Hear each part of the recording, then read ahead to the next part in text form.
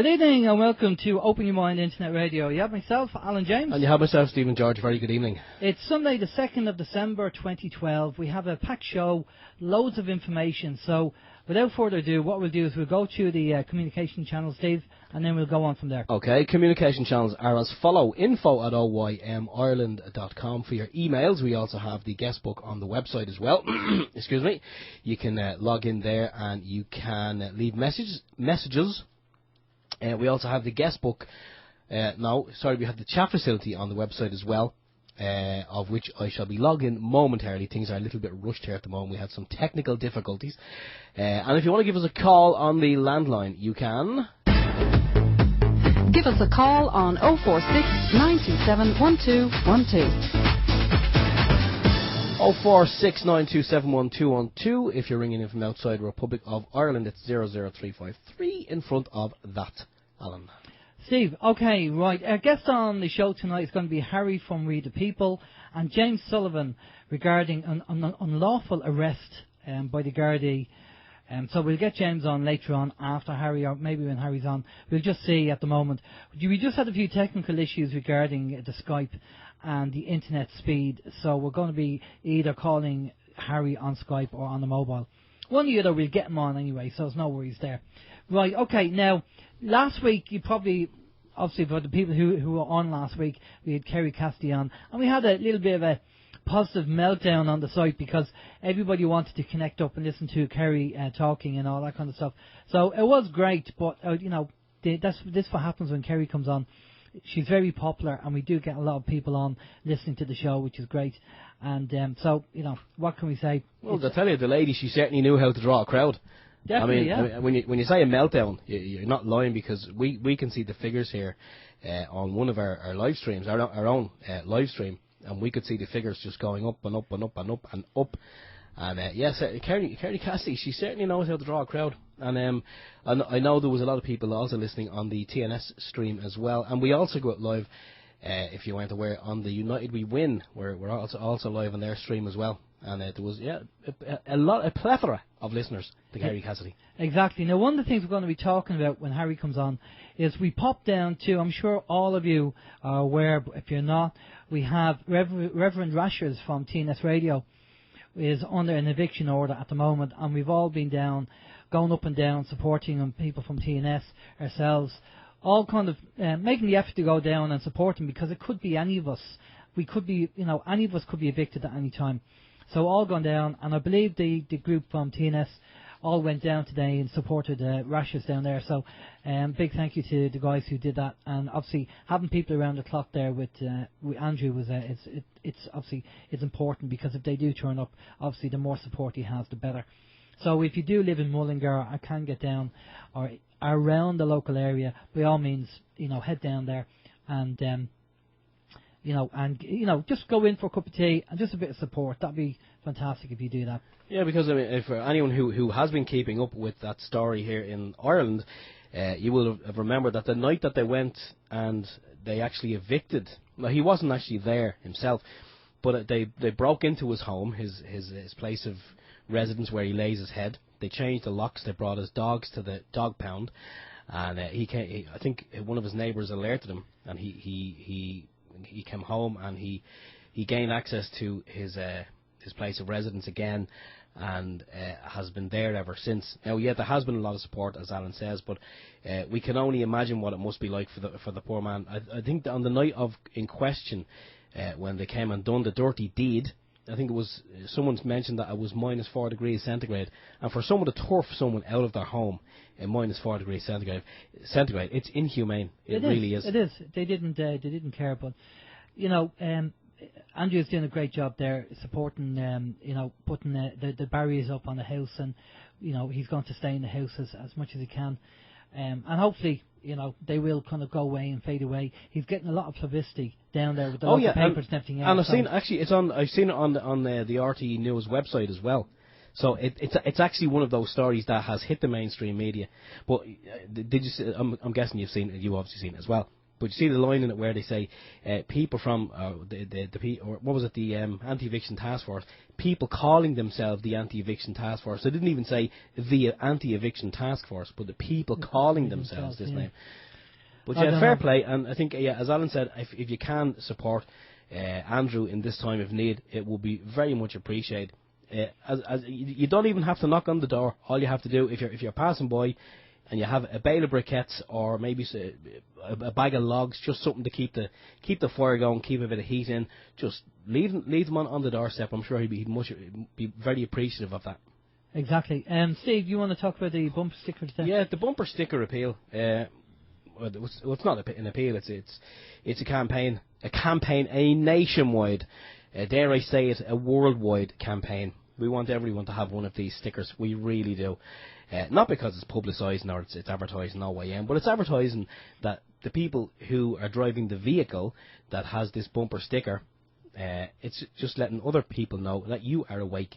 Because as we said before, there's probably small villages all over Ireland and many other countries for that matter, where you have one or two people and they're kind of the village idiot or the village conspiracy theorist. And after you've kind of taken a browbeating so many times, you tend to just keep your views to yourself. But it's nice to be able to hook up with some like-minded people every so often. And if you're driving down the road, you see someone else with one of these bumper stickers, hey, that person's awake.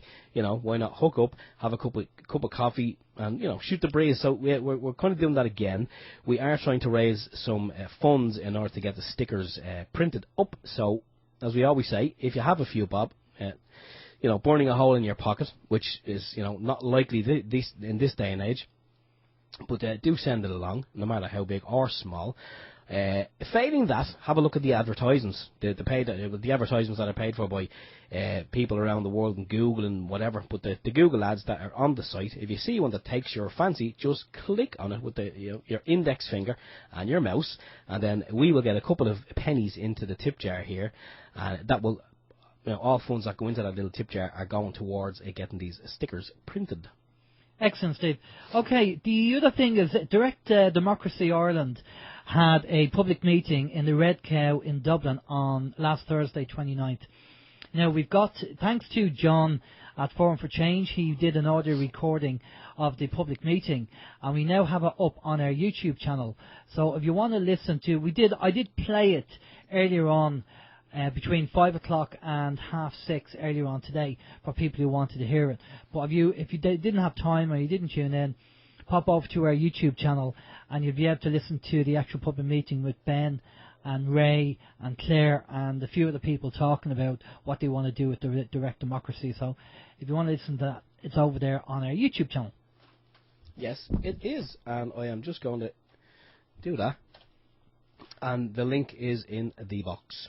Now, we had some people saying that when they were logging in, they wanted to be able to change details on their user accounts. Some people maybe set up a user account on OYM, and maybe there was a misspelling. I don't know, but for whatever reason, we've now added an option for registered users to change their details on the site. So when you log in, on the top left, you will have access to a user admin menu from which you can change whatever details you need to change, misspellings, or I don't know, maybe you want to be 21 again. You can change your birth date. I don't know, whatever. Excellent. Okay, well, it's up there if you want to do that. Now, last Monday I did an interview. I was kind of acting as kind of guest co-host, I think, with Miss Jones from truthcentralradio.com. That's the website, truthcentralradio.com. And we even got Steve on the way home. Steve was on his way home from work, and we got Steve to come on via radio communications over the internet over to Miss Jones on the show. Now, obviously, we couldn't keep Steve on because we had what you call in the radio communications business a scourger. And for people who know about CB radios, in the 80s, that's what they were called. Somebody who comes on like a troll and just keeps keying the mic and annoying you. So we had one of them on. But we did have a little bit of a communication with Steve before that started happening. So if you want to pop over to our OYM interviews on the website, and you can actually listen to that podcast we did with Miss Jones. Now, tomorrow... Now, I don't sound very well on it because it wasn't in front of this microphone, I might add. No, it was over communications. But at least you came on anyway. You know, we were experimenting and it worked okay. A little bit of experimentation, yeah, and I think, despite the scourger, as we will fondly call him, I think it worked out very well. Yeah, no, it did. And it was working well. It did, and that's one thing we kind of said before, that, you know, when the excrement hits the fan and all lines of communication are down, CB radio, you plug it in and you're on the air, you're communicating, you could set up a nice little network. Yeah, it doesn't rely on any networks, any satellites, so all the benefit there, you know. So I'll be on the Miss Jones show tomorrow at truthcentralradio.com again. Now, obviously, one or two people had one or two comments to make about the content that we talked about, but Miss Jones and myself are talking about everything and anything. We're very open-minded to these things.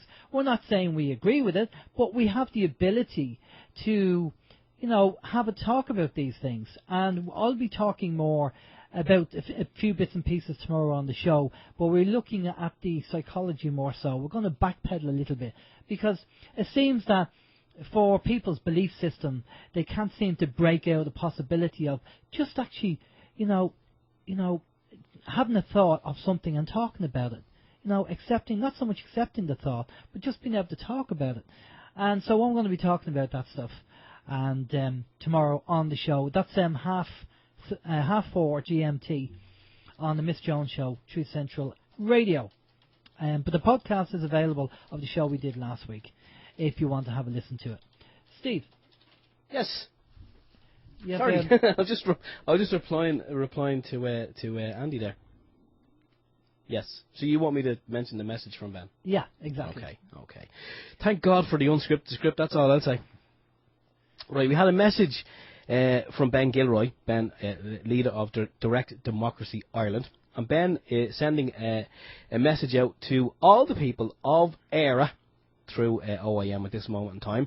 And if you can get to the High Court on Wednesday, please go along and support Ben. Ben is in the High Court on Wednesday, where Justice Laffoy will try to jail 3 honest men for helping a man in trouble with the bank. The 3 men refused receivers' entry. Laffoy gave an order not to interfere with the receivers, but again, as she has done in previous times, she has refused to sign the order. Ben would love as many people as possible to come to the High Court and watch what passes for justice in these Irish courts. Oh, sorry, he means British courts. If we can get enough people there, we may attempt arresting the Judge Laffoy for her contempt of our court. So that's next Wednesday. What date's that? Today, 5th? It'd be the 5th. 5th of December, Wednesday, 5th of December in the High Court. Excellent, okay. And I just have to mention this as well. Good luck to Steve. This chap here is sitting beside me for tomorrow, because he's going to be a daddy again for the 3rd time. Just a reminder. I'll be there as a participant. Oh, no, I won't even be participating. I'll be kind of there as an observer. Yeah. Yeah, like I don't know. I'm not looking forward to it. And you're not having the baby. No, I'm not. Yeah, I actually said that when my son was born. We were talking to the midwife, and I said, what about postnatal depression? And she said, well, your wife. And I said, hang on, I'm not talking about my wife, I'm talking about me. Oh, poor you. Yeah, actually, there's in there from Andy, the planets align over the Egyptian pyramids, Monday, the 3rd of December. Yeah, so, I don't know, I'm thinking of names now, because it's going to be a very symbolic day. Well, I'll tell you something. That's something I was going to mention. I'm just glad the pyramids weren't built by the guys who built my house, because he'd never get an alignment. No, there wouldn't be a straight angle on it. There wouldn't be a straight angle at all. You'd be stuffed. How's your week, Steve? My week's been fine. You know, it's been busy. It's been busy. Say with all what's been going on with direct democracy and you know, kind of keeping abreast of that, and also what's been happening with Reverend Rashers in Mullingar as well. Just keeping an eye on that. I've been kind of stuck to the computer. But while I was at the computer, I just done a little experiment. I was actually this is funny. I was talking to Alan on Skype there during the week, and pre-happy nappy depression. Yeah, right. I know all about it. I was talking to Alan during the week on Skype. We were just kind of shooting the breeze about a couple of things, and while I was sat at the computer, I just started typing OYM Ireland.com into Google. I've never done it before, and I just did it for the crack. Anyone who's inside in Ireland knows what I'm talking about when I say for the crack. Anyone outside of Ireland knows it's something to do with drugs. Crack kind of just means fun, for the laugh. And we came across, I swear to God, and I'm not joking, there was literally hundreds of websites out there that had links to OYM. Not just links, but they even had some of our interviews. They had done them, like they obviously got the MP3s themselves and put them up on their own YouTube channels and on their own websites. Obviously, they credited everything back to OYM, but it was all done, and the amount of websites out there that are using some of our content. No, I mean, we're not kind of gonna say, oh, that's copyright to us and blah blah blah blah blah. We're not like that. You know, if people like what we do and they want to, put it up on their own website, go for it. I mean, Jesus, at the end of the day, we're all fighting the same battle, I suppose. But what else? There was on some of the sites they actually had comments on them underneath that was kind of related to the videos, supposedly from us here at OYM, but the comments in actual fact didn't relate to anything we ever said at all. So there's people. If you want to use some of our stuff, yeah, by all means do it. But if you're going to quote us, at least get the quotes right. That's all I'm going to say about that. Because if you kind of misquote us, it could kind of go funny. Yeah, I think that probably has happened once or twice. So you have to be careful with that. Anything else, Darren? Nah. How's your week? Your week is always so much more exciting than my week. Well, I've a little bit more time than you have. No, we both have the same amount of bloody time. Yeah, it's just that you're not at home. You just manage yours much better. Well, time management, what can I say? Yeah. I do my best. Right, okay, now, you probably have noticed, what we want to do is, every now and again we send out links from OYM.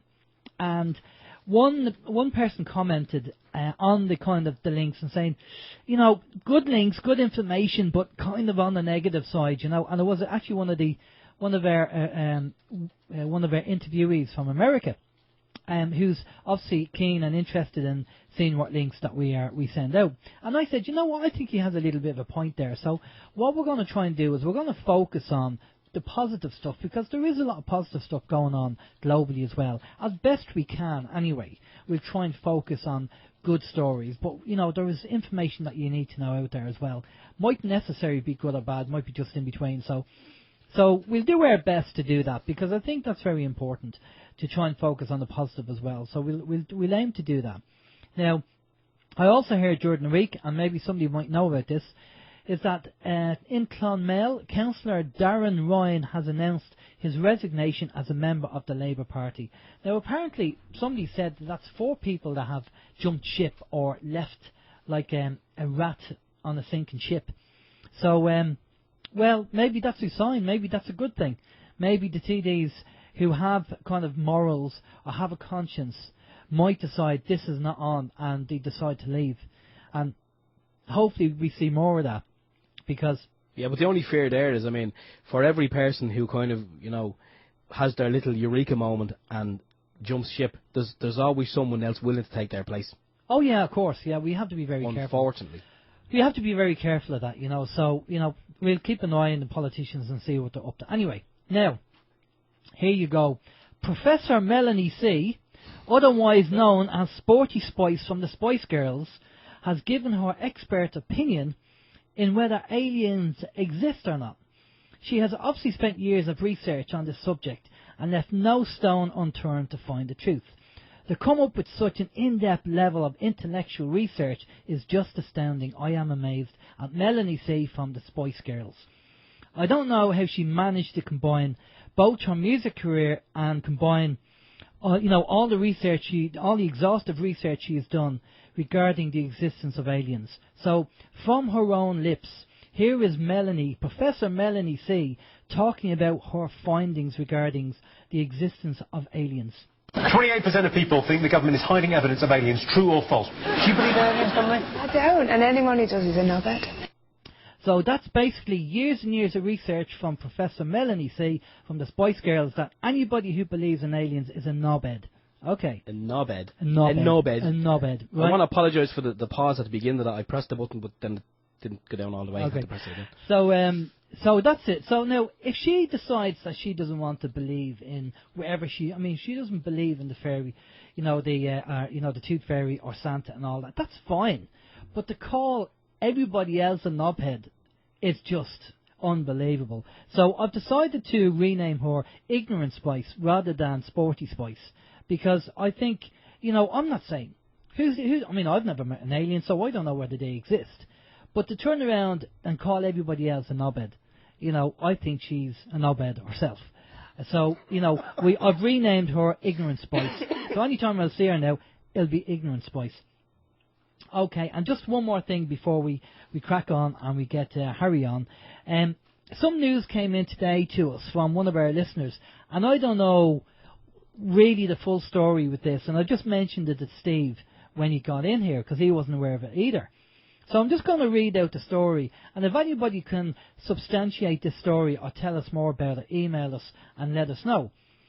But this is it, so thanks to the listener who sent this information in, and it's about Alex Jones. And it says, Alex Jones cancels American speaking tour after revelations that he may be working for Israeli intelligence agency Stratfor. Okay, on February the 12th, 2012, David Chase Taylor of Truther.org broke the story that Alex Jones was likely an intelligence tool for Stratfor, a private Zionist intelligence agency located in Austin, Texas. As detailed in an original article, Stratfor admits to being an intelligence gathering centre, and therefore it stands to reason that Alex Jones and his affiliates of InfoWars and Prison Planet have likely been gathering intelligence, data and info on patriotic Americans since 1996, coincidentally the exact same year that Stratfor was founded. Now, I don't know how true that is. I don't know. I've just come across the information today. I did a Google, I looked around, and so if anybody comes across any more information, there is a couple of people who have come out, other radio stations, and one or two guests that were invited onto Alex Jones, and they told Alex what they were going to be talking about, and half an hour before the show they were dropped. And this happened to a few people. So what they would do is the researcher or Alex would ring the person, apparently, allegedly, and ask them what they're going to talk about, and then within half an hour they're dropped from the show, depending on the content they want to talk about, which is very suspect. Well, it is and it isn't. I mean, when you think about it, maybe whatever they're going to talk about is just not what Alex wants to speak about. Or I mean, they do it all the time over here on our national broadcaster, RTE. If you have a comment to make, and a lot of the listeners would listen to a guy called Joe Duffy, and you would ring Joe Duffy, and before you're live on air, you're asked what you're going to say, and I think even at that there's like a 10-second delay, which I believe is normal anyway. Yeah. You say, I want to wish me Auntie Mary a happy birthday or something, and then you get on live with Joe, and then Joe says, and we have you want to wish your Auntie Mary, yeah, go ahead now, and then you go, yeah, well actually I want to talk about chemtrails, and before it even hits the air, you're gone. Yeah. Maybe, I don't know, I'm not saying Alex Jones is squeaky clean, but I mean, on the whole, I think it would have to be said, in my honest opinion anyway, I think Alex Jones, kind of like David Icke, I think he's doing a lot of good. Maybe there's a little bit, as the old, that symbolism that you'd seen years ago, the hippies used to use it. Yeah. Looks like 69, but it's the black and the white, and they say, in every bit of good, in every good there's a bit of bad, and every bad does some good. Maybe Alex Jones is doing a lot of good. Maybe he has one foot in one place and one foot in the other. I don't know, but I mean, maybe he is involved in it. I suppose time will tell. Time will tell. I don't know. I don't really know. I only found out about it today, so we can't comment on it. So I'm just reading out what was on the internet and what people are reporting. That's not our comments. That's just what was on the internet. But if you hear anything about it, by all means let us know, because we'd be curious. Because Alex is such a big person in the truth movement that it'd be strange to find out if that was the case. But however, anyway, and the last thing on this is just that everybody's struggling at the moment. Money's tight, everybody, all of us. And I'm no different, Steve's no different. I mean, during the week I normally don't have the heating on because oil costs money. And your house is cold when you go from the outside, which is cold, and the inside, and the temperature on the inside is the same temperature on the outside. I was actually standing in my hall the other day, and I was breathing, and you could actually see the cold coming out of my mouth. But that's the way things are, guys. We're no different. Me and Steve are no different. We don't have money either, and things are tight and everything else. And we're not ashamed to say it because it wasn't their fault. That's caused this austerity. It was the government bailing out the banks, and contracting the money in the actual system as well. So a lot of reasons. So never be afraid to turn around and say it. We have to stop this kind of shame thing that people have, worrying about if they're going to be evicted or they can't afford this, that, and the other. It's not our fault, guys. It's not our fault. It's just the way the system is. All right? So don't be afraid to say it, because when you say it and admit it, you might find that the next door neighbour or the person down the road is in the same boat, and you might be able to help each other by turning around and saying it. So I don't have a problem saying that. So anyway, what we're going to do is we're going to get Harry on now. Do you want to go to a bit of music, and we'll get Harry on, and then be back after this? Okay, we're going to just hit the road. Hit the road, Jack. This is Open Your Mind Radio on OYMIreland.com, CNSRadio.ning.com and ICRadioNetwork.com.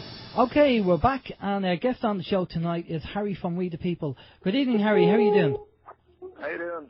I'm just trying to Skype here. It's not working properly at all, so yeah, thanks for giving me the bell, Yeah, that's okay. It's just the quality on the Skype wasn't that good. I know Skype, Microsoft Skype were updating during the week, and it said, we are now enhancing your performance or something like that. Did you see that? Normally it takes medication to enhance your performance. No, basically I think it should have said, we're enhancing your performance in a way that we're going to make sure that everything you do is going to be recorded and tracked. Yeah. And if you cause any problems, we're going to be able to pull the plug on you. Something like that. Harry, good evening to you. And we caught up with each other on Friday, wasn't it? Yeah. Friday, yeah. Down up at Rashers, yeah. Down at Rashers' house, and we're just having a quick chat down there, what's going on. And basically, we wanted to get you on again because there's so much going on at the moment. I think there's a lot of things going on, obviously with Rashers as well. And so we would just want to get an update from yourself as to find out what you're doing, what you've been involved in. Obviously, tell us what happened down in Mullingar with the police as well, because there is a recording of you on TNS, I think, where the 4 or 5 of you were in the car and the police came out in Mullingar and they were giving you a bit of hassle. So tell us the guards. I know somebody said this to me down in Rashers the other day. Was it you, Harry, that said it? I always say the police and never say the guards. I'm sorry, I lived in the UK for 17 years and it's a force of habit. So I should be the guards and not the police. But all right, Harry, give us an update on any information you want to start off with, and then we'll take it from there. Well, we went down to Christine went down. I went down. A load of people went down to Rashers for support, obviously, because of the eviction a day or so before.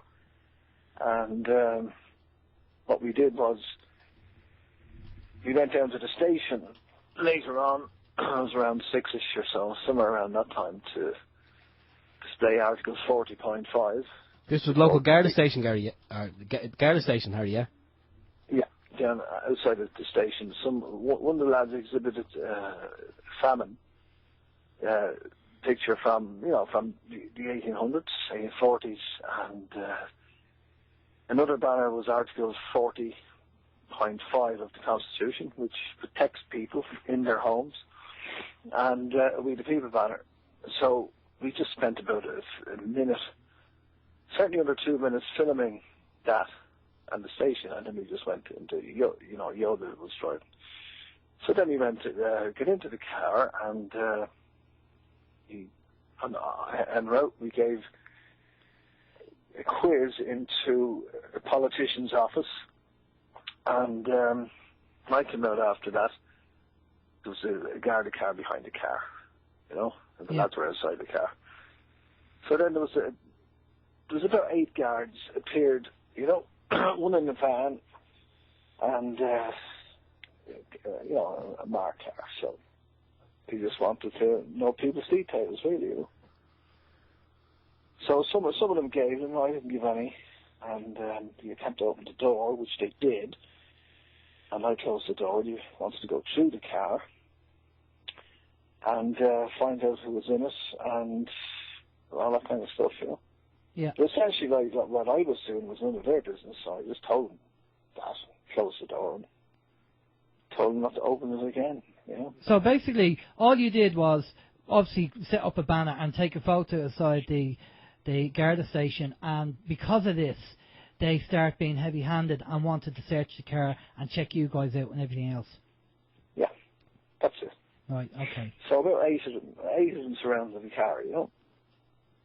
And they were demanding names and all that kind of thing. Yeah. So they wanted to have a look in the car. That was up to you.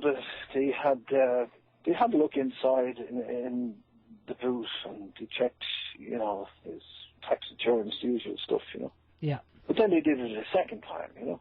Yeah. So there was, you know, some of the guys weren't forthcoming with their names because, you know, there's no crime being committed or anything, or disturbance of the peace, you know. Yeah. Well, you weren't doing anything. I mean, you know, again, why should you give your details if you're not doing anything? I mean, we will hear from James Sullivan later, hopefully if James is online. Yeah, he's online. We'll catch James later. We'll have a chat with him about his unlawful arrest, because he was just with his mates having the talk outside the pub, minding his own business, and because he didn't give the guards the name because they weren't doing anything, they were handcuffed and arrested and taken away. We're going to talk to James about that later on. So, obviously, both of us were down there on Thursday, and we had a bit of a chat. Rashers is holding up well. He's getting an awful lot of support down there, which is great to see, Harry. Oh, it is, yeah. I mean, there's people come from different parts of the country. You know, bringing food and fuel and a couple of cigarettes, you know, that kind of thing. Support in general, you know. Yeah, definitely. And I don't think anything has happened yet. I don't think he's had any visits yet, has he? That's what I know of, anyway. So we left that day. It was a Friday. You were there. Was it Friday morning? It was Friday, yeah. Friday morning, yeah. Yeah. But we met and had a quick chin mic. And I don't think anything has happened since. That's what I'm aware of, anyway.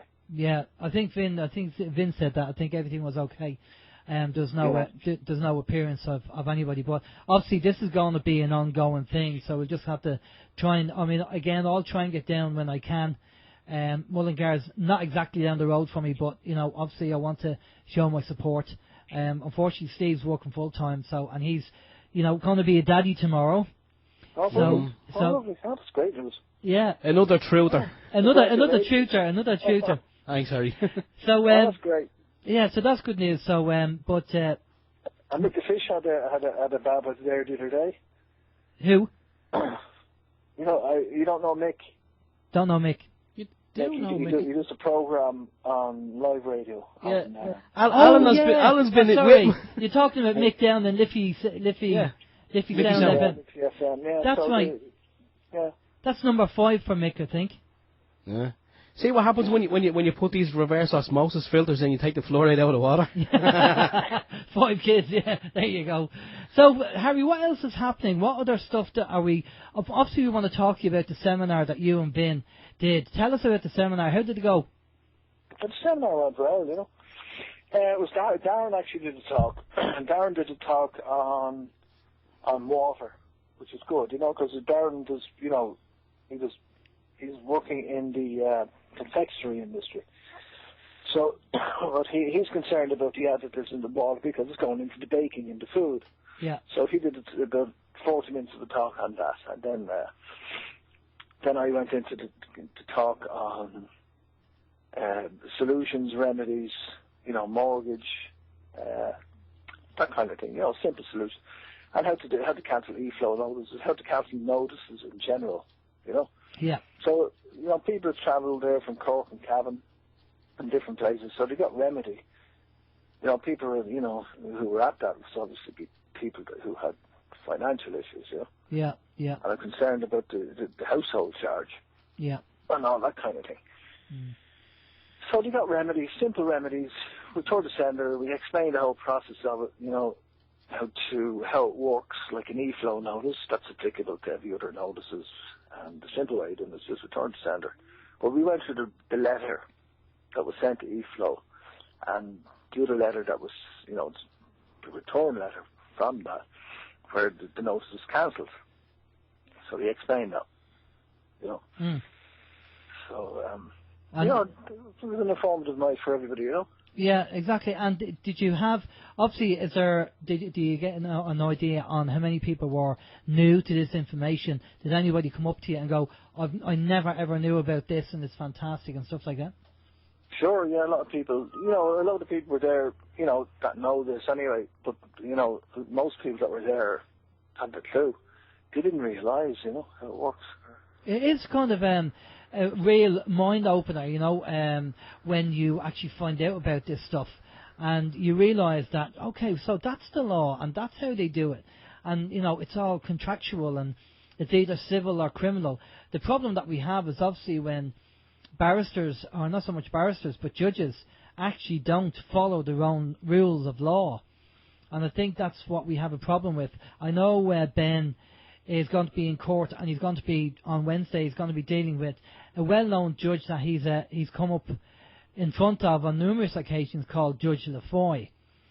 Mm-hmm. Now, apparently what we heard, was it, I don't know, did you mention it, Steve, or I don't know whether you mentioned it, Harry, 5-1 against people with mortgages with Laffoy, and something got to do with her father was a bank manager or involved in the banking system. Now, I don't know whether... I haven't seen that clip. There's a clip where Laffoy is training, you know, wannabe barristers, you know, in favoured courts, you know. Yeah. I've yet to see that one, but it sounds very interesting, you know. Yeah. And she's obviously telling them what to do. Yeah, she's teaching them how to get, you know, create determinations in favour of the courts to vacate people from their premises, you know. Yeah. It's a worrying time at the moment with everybody the way things are. And is there, after the seminar, is there anything else that you did? Anything else that you covered in the seminar that you hadn't covered before? Well, not really. We do the same thing, only for a different kind of thing. You know, every talker is really a workshop as well. You know, and what we did was we talked to you about the power to register letters. You know, and I mean, this is the way to vacate the government, you know, the Oireachtas, because, you know, people believe voting is going to change something, so they're given a pencil to put a stroke on a piece of paper. That's not how the people speak. You know, the people speak through handwritten letters to vacate these people, you know. You simply write a handwritten blue ink letter and, you know, sack them. And then when you register that, then it's on the record. This is how people do it. So, you know, as you know, one registered letter constitutes 13,000 people thinking the same thing, but do nothing about it. So, because of these politicians, they go by statistics, and this is how they feel comfortable in the position, because it's just through statistics. So, if a number of people send registered letter to the same minister on the same issue, essentially they're vacated, because the people, you know, if 13,000, you know, if one letter constitutes 13,000 people thinking the same thing, you can imagine what a half a dozen registered letters on the same issue will do. It'll actually vacate them, it'll wipe them out statistically, and they can't sustain that hemorrhage. I mean, 2 letters may constitute 100,000 people thinking the same thing. 3 may constitute 1 million, you know.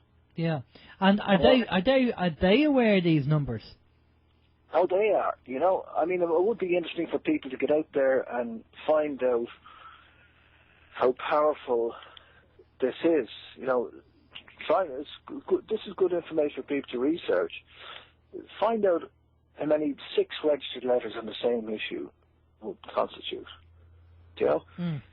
That's important information, you know, for people's research. You know, I haven't gone into research it, but I know 1 constitutes 13,000 people thinking the same thing. So if a half a dozen go in, lawfully now the people have spoken. They're vacated then, because the people will have spoken. You know, so this is more powerful than any referendum. You know, yeah, definitely. You know, you might get 10% to come out and vote, and 6 and 10 carry the whole thing for the 94% to the remaining 94% of the population, which is actually insane. That's insanity. Mm. You know, that's what all this democracy nonsense is about. Democracy is just a road to tyranny. Yeah, definitely. You know? Yeah, definitely. And people like the process, the democratic process in doing something, you know, is just it's a process. But democracy, as you know, as a means of people exercising their wish, will, or intent, is the biggest con job in history. Yeah, I agree with you. When I started to look into democracy, I thought, hang on, it is a con. This, you know, all this, you know, democracy, we have democracy. Well, no, it is a con job, because that means that if 50% of the population vote on something and the other 50% don't, then that means we still have to go by, you know, the majority vote of the 50,000. Yeah, but I mean, the likelihood of 50% of any population coming out to vote is slim. I mean, how many people came out to vote on the last referendum? Yeah. I mean, it was such a low turnout, you know. Mm. It was only, I actually don't know what it was. Suppose it was 30% of the voting population. That's only of the voting population. Yeah. You know? I think it was actually less than that, Harry. I think I heard a figure of, I think when it was all whittled down, somebody was mentioning a figure of between 16 and 20%. Well, I mean, that's insane. So that may, I don't know what percentage of the population has a vote, you know. If it's only, you know, 50%, well then it's what, 8% of the voting population, you know. Yeah. I mean, it's only a fraction of the entire population. A very, very small percentage can tell the remaining vast population what to do. I mean, that's insane. Yeah. It's insanity. Yeah. You know? It is madness, I have to say that. Steve has a question for you there, Harry. Yeah, I was just wondering about the event that you've done, the salute with the solutions. Did you have a good turnout? And of the turnout, like, did you find you were preaching to the converted, and people just kind of went along for a bit of a meet and greet, or did you get a lot of people who hadn't a clue about it turn up and go away educated? Well, most of the people that were there hadn't a clue, but a lot of people who knew about the stuff, you know, it's probably the first time that he went to one of the talks and workshops. It's okay, you know, more, you know, even the people who are familiar with this, when you see it presented to you somewhat, you know, even if I went to a talk and somebody delivered a talk about it, I know I assimilate it more, you know, all the time. The more you hear the same thing, the more you ingest this, the more it soaks in and it gets into your bones.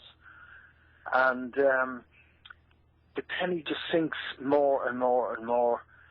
People need to hear this over and over again, because people have been brainwashed with a mantra to accept, you know, what the government says for decades. So it takes a lot of actually washing the brain. We have a lot of information to unlearn. We have a lot of detox to do. So people need to hear this over and over again. I mean, you know, we've been doing talks for a long time, you know, and they're all solution-based. And it's very, very simple. I mean, occasionally we get on live radio, and the past couple of weeks we get on to 4FM on a number of occasions. Past couple of months, actually. And I mean, when Dave Harvey said, well, how are you going to change this? How do you propose to change it? I said, well, simple. You know, people need to write a handwritten blue ink letter. It's like a mantra, you know. You know, we continuously tell them that the Oireachtas was established by the Crown, King George V in 1922, and is presently under the direction of Queen Elizabeth II. And that takes a while for people to assimilate, because they've never heard this before. And it's only when they heard it, they might be busy, you know, doing their thing in the kitchen or whatever, or at work and driving a car or van or whatever, and they say, what did I just hear, you know? And they say, geez, I have to hear that again. Roll that across me again, you know? And, you know, some of the podcasts have been pulled down over the months, you know? This is from 4FM, is it? On the Harvey Show, yeah. But, you know, the past couple of weeks, Harvey was interested in it, and even Brian Dobson, when he had a live interview with Shatter, he said, but Minister, it's the people who are sovereign, you know? Yeah. So, I gave this stuff to Dobson ages ago, Brian Dobson. So when he was interviewing Chatter a couple of weeks ago on RTE, he came out with that. Because when they read the news, they have to read a script that's in front of them. They can't deviate from that. But when he was directly addressing Shatter via television, satellite, wherever Shatter was, I don't know, he did mention to Shatter that with ministers, the people that are sovereign, and the more people hear this, the better. Continuously, all the time, in different ways, different sentences might, hit different people, a couple of different words, and different people, take it in different ways, When you were given the talk, Harry, and you mentioned some of the more kind of to the bone stuff, the likes of say the Oireachtas, and the fact that it's still under British rule. Did you lose anyone at the event? Like, did anyone kind of go, here, these are a bunch of new age hippies, and just walk out?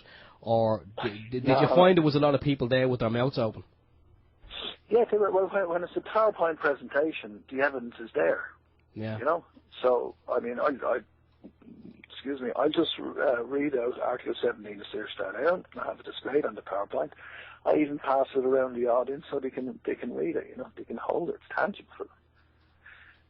Yeah. And they can see it and they say, oh my God, and that's just the way it is, And here's, because of this is why sovereignty is so important, we were a sovereign republic established on the 24th of January International House 1919. That's Ireland's Independence Day. Usually I ask the people, hands up, show of hands, can you tell me America's Independence Day? And pretty much 80% of the people would raise their hands. They know. So it's kind of an exercise. I say, well, look around the room. Look at a show of hands and think of that, because I'm going to ask you the next question. Well, everybody must know Ireland's Independence Day. So hands up, who knows Ireland's Independence Day? And because of the fact some of the people know, you might get one or two people who will put up their hands who know this because they've heard it before. And everybody's looking around and saying, you don't see, the room is, nobody knows. And I say, well, now I've captivated your attention. Why is it the fact that you don't know this? And the reason why you don't know any of this is because you've been lied to for pretty much all your life, So people then get interested and they say, well, Jesus, why don't we know Ireland's Independence Day? And I say, well, that's just one of the distractions. That's just one of the facts that's been airbrushed out of your history books. So they've never told you that we achieved a sovereign republic on that day in the Mansion House. Not a democracy, not a socialist republic, but it was a sovereign republic. That means, everybody became sovereign on the record on that day. And because of the fact that you can return to sender all offers of contract, notices. You can cancel all these notices because of the fact. Because you're not a straw man. You're not a Mr. or a Mrs. or a Miss in capital letters. And that's how it works. And you send it back, and that's it. They may send it to you again in red letters to try and use a scare tactic. But see, all you got to do is simply return it to sender. That's all you got to do. And you don't have to go to court, because they're not Irish courts. They're bar courts under the Crown. Yeah. I would say, Harry, when you maybe gave a little chat about people and their straw man and how that whole thing works, I'd say there was a lot of interest in that, because I know probably a lot of questions too, because I know the first time I heard that and I seen that short video on YouTube, know your straw man. I couldn't believe that. I mean, I had to watch that a couple of times to grasp it, for it to actually sink in. And I know, I'm guessing at the presentation you would have explained to people about their straw man. I'd say that came as a big shock to a lot of people. Yeah, well, I explain it first, and then you kind of say, right, okay, and then I say, okay, have a look at this clip, because the guys in England did a great job on that one. That's brilliant. Oh, it is, yeah. And it's brilliantly done. And I mean, the voiceover was done brilliant, because it's all just, there's no big panic. Everything is just okay, and here's your straw man, and it's explained brilliantly. Yeah, they did it very people kind of similar. 50s, isn't it? Done very kind of in the 50s, which is very good. Yeah, it's done like, you know, this is how it works, and you know, you don't have to do any of this stuff, you know. You see, I mean, the place is in a mess because of massive voluntary compliance. That's everybody complied to all this. They didn't ask any questions. So it's massive voluntary compliance that got people into the mess, and it's that massive peaceful non-compliance which will get us back out of it. But the trouble is, Harry, is that, you know, it's okay, you know, I'm going to be kind of play devil's advocate here for a minute. You know, all this is fantastic, and that might be the law, and it might be the way the system is set up. But you know as much as I do that the Gardai are going to turn up. They'll either pull you over or turn up at your house, or the banks or whatever. I mean, they just ignore this. They just think you're mad, and they just ignore it all. Not anymore. Not anymore, because you instruct them. If they're trying to pull you out of a car or take your items from you, you say, back off, close that door. You're right. You see, if they attempt to open the door of a car without your consent, that's another violation of Article 40, even under the Constitution. Now, they may state that the Constitution is nearly gone. Well, I say, well, it's not really gone because I happen to have a copy with me, you know. So, close the door. I slam the door and tell them to, you know, back off. You know, you have to tell them, you know, how dare you? How dare you attempt to do this? You know? Yeah. Well, I heard you the other evening, Harry, when you were doing the thing in Mullingar. I actually heard I'm not sure if it was live when I heard it or if it was a podcast, but I remember hearing you were on with Vin at the time, and you were saying that they were at the door, they were trying to open the door, and you did tell them in no uncertain terms, close the door, and then when you tried to take your bag, I think you told them to you did not consent, and I think that even though those three words, I do not consent, they seem to have a lot of power too, because he did back off, didn't he? Well, he did back off, and I said, don't attempt to open that door again. How dare you? I said, you know. He couldn't hear it all, you know, but that was the sergeant there, you know. Yeah. So, you know, usually the sergeant usually tries to exercise his authority because, you know, the men will follow suit. But you say, hang on a second, you know, who the hell do you think you are here? You know? So the men will back down. That's like the old classic. They think twice. Yeah, that's like the old classic. You know, if you come across psychologically a gang of guys, you work out who the kind of the leader is, and then deal with him. Because if you deal with him, then the others will kind of back off. That's right, because they take their details from him, and he takes it from the superintendent.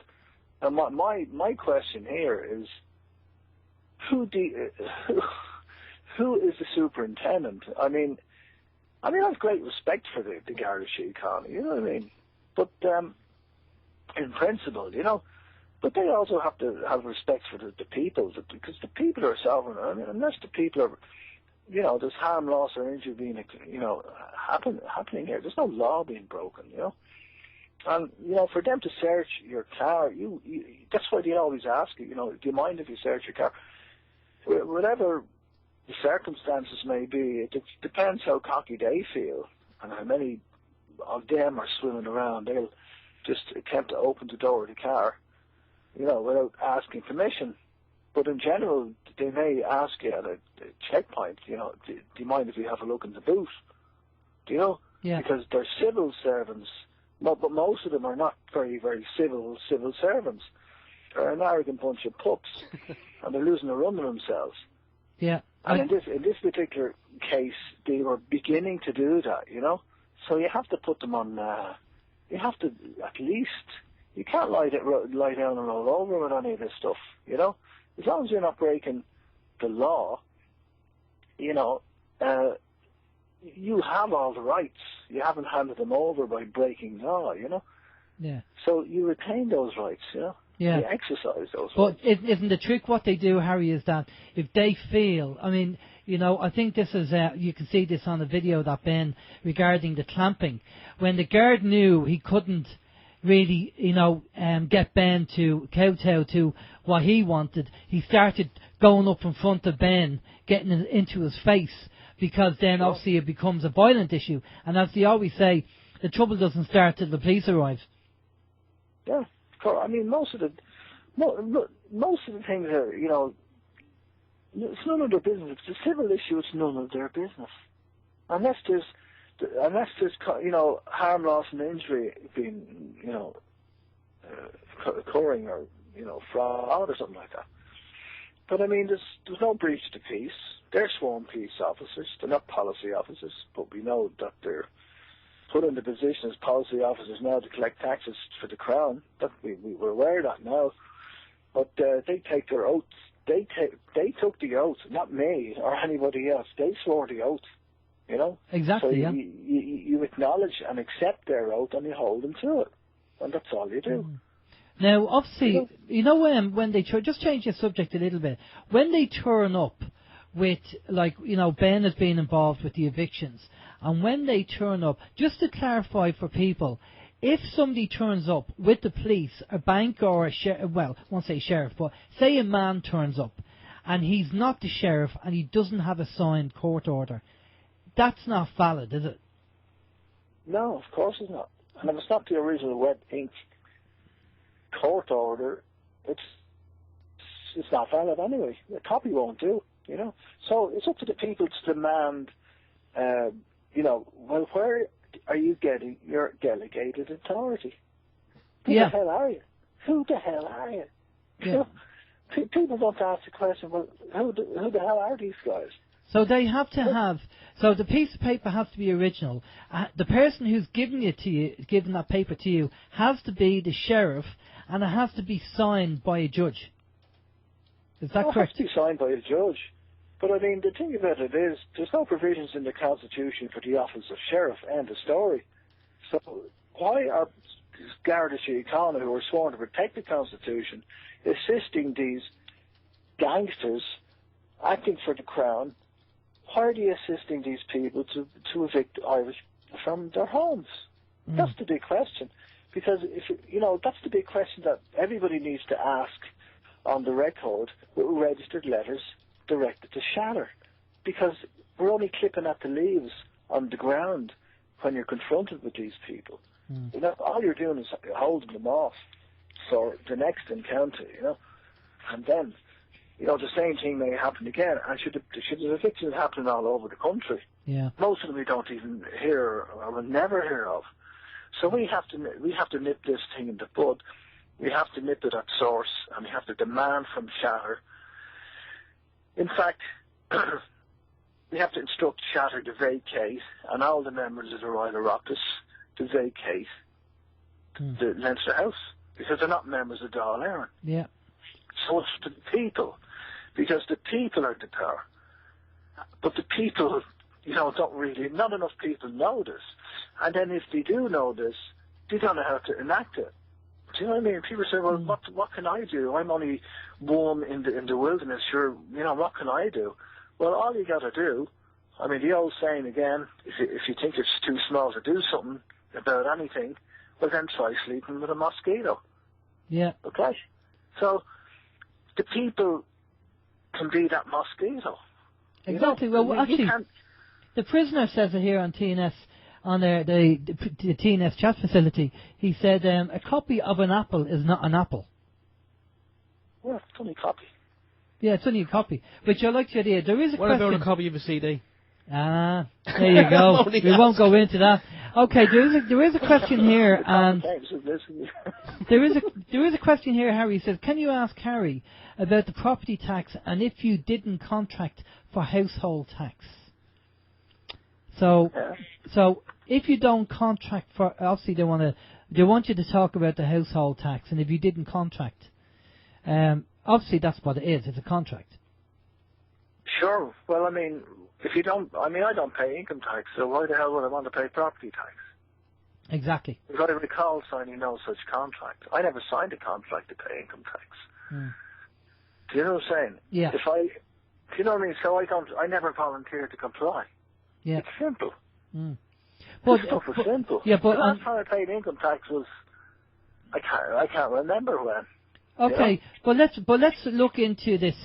One of the issues with this, Harry, that at the end of the day, what happens is, say you, and again, I'm being devil's advocate, but only to explain to people what to do if this happens, right? Say, for example, this could be anything. This could be e-flow, could be the household charge, it could be anything, okay? But if you RTS everything, return to sender, and then all of a sudden you get a summons through the post, or a guard will turn up and post in, or else they'll come to the post, right? What you're saying is you put RTS on it because, again, it's just an offer of contract and you send it back. Now, there is a possibility, okay, that if you, there might be a bench warrant in the district court for the guards to go and pick you up. Because if you turn around and you don't, go with the summons, this is all because they don't know the system. But the guards could turn up at your house and they could say, we're here. Ideally they'll be there to arrest you and take you down to court because you didn't appear in court regarding your outstanding summons, because they want to have a talk to you in the district court. Now, as they say, if guards do call at your house, the best thing to do is don't open the door, because chances are they will, if you're not used to this stuff, they will get you in a way that you start subject matter jurisdiction. They'll get you talking and they'll be able to arrest you. If you don't open the door and just lock the door as if they're a stranger you don't know, then they'll just hopefully go away. They can't break into your house because you didn't commit a crime. Is that right, Harry? Well, that's the guts of it, So what they're doing now, because there's so much money involved in property, they're assisting people to break into the house to gain possession of the house, because the house is worth, probably a couple of $100,000, So they're really, in the case of Andrew, for example, and many other people where the forced entry, So, the guards, I think it was last year, they called to the door. It was a summons. And I said, I keep sending these things back, but I let you off the hook. I said, I'd take it. So I took it off them. So they went off as happy as a bunny rabbit because they did their serve. They served the summons. I just closed it up, stuck a return to sender sticker on it and walked around to the post box and popped it back in, all within 10 minutes, Yeah. So, you see, if I broke law, they'd put handcuffs on me and drive me in straight away. They wouldn't say, there's a summons, there's an invitation. Yeah. So, you see, people, they use intimidation against people to try and get them to contract with them, So, if they put it in the letterbox, I just simply walk around to the post box and put it back in. That's all. And, the anti-household charge campaign, they're not telling the people how to do this. They're talking about the problems all the time. They're telling them about the problems, and they go to court with them, and they fight hard in court and all this with this household tax. And I said, I've been told to leave a number of meetings because I stood up there and said, you're not telling the people how to solve the problem. All you're doing is talking about the problem, and the best you can do now, do you rejig the posters? He said, we go to court with you. If and we fight hard in court and all, and you get represented and so forth. But they're not telling people how to nip it in the bud simply by returning it to sender. They're not explaining this to them because, if I go, I'm finished going to those talks because, you can't get a word in. They don't want you to tell the people how to solve it because the legal teams are making money out of the arguments in court. Yeah. So, as good and all as the anti-household charge campaign is, it's not going far enough. It's not going far enough. You can easily solve those problems. They're not telling the people how to do this, Yeah, all you have to do is explain to them. Yeah, it's my understanding that from what you said that the anti-household or the anti-eviction or the anti-household charge people, they're basically telling you what can be done after you've contracted, and they don't want you telling people, well, hang on, you don't have to contract. So they're basically they're kind of starting like midway down the road somewhere, where you're saying to people, hang on a second, you don't even have to be on that road. You just don't have to contract from, step one, don't contract, and then you don't have to worry about anything else. It's like the thing, group New Beginnings. Yeah. I mean, so you're going back into, to argue, and you're going back into legal land again. They don't want the simple method, the simple solution. They don't want that information out there. That's the biggest threat to their system than ever.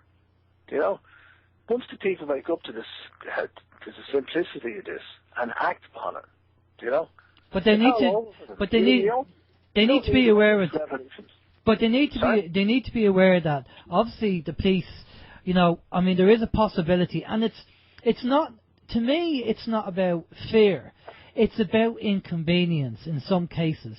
And I think one of the things you have to do is, and it's when we had Marcus on the show, and I have to kind of agree with him, you have to pick your fight. I think you have to, the fight that you pick is going to have to be one that will suit you in your circumstances, because everybody's circumstances are different. Some people, are single, and it's not a problem. Other people are, in families, they have children, they have responsibilities, and it's not just about, you as a person, but you have to consider the inconvenience that may cause if something happens. So, like if you're driving home in your car and you get stopped by the police and you decide to challenge the police, okay, sorry the guards. Sorry, Steve showed up the piece of paper going, it's guards, not the police, it's the Garda. So you decide to take on the Garda and say, why do you need my name and all that? Well, that's all okay, but if you're going to pick your children up from school and this Garda gives you the rough treatment and starts to, pull you out and put cuffs on you, and then your kids are left in the playground, that's what I'm saying. You have to pick your fight and make sure you're not, you have to, if you're responsible for other people, then you have to pick your fight. Yeah. But, so just, just for people to be aware of that. So just to think about that, Yeah, I think when you travel on the road, that's probably one of the most difficult things to prevent not engaging with them. When I travel, if I'm driving a caravan, it is taxed and insured, it is squeaky clean, and the rest of it, because I need to travel unimpeded. And, if you do have most of the free men, they think, you don't have to have insurance and all this kind of. If you don't have insurance and you have an accident, it's being irresponsible, because, if you have, you need to have then the resources to make restitution if you do injure somebody by an accident. That's what insurance is there for. If you have, hundreds of thousands of, currency units in the bank, just in case you hit somebody to pay them, brilliant. But I don't think many people have. So that's why you pay a couple of €100 every year for insurance. So everything is okay, and so that's why you have insurance. And I agree with you on that. I think, look, okay, if the kind of freeman route, they want to go down and not have a tax, have tax on the car, or not have an NCT. Although an NCT, I know their rules and regulations are quite strict, but it is your responsibility to make sure the car is safe and that you are insured. I think that's something that you should do, but it's up to you. If you don't want to pay car tax, because there's no relevance to it, then don't pay car tax. Yeah, really, I used to drive bangers years ago.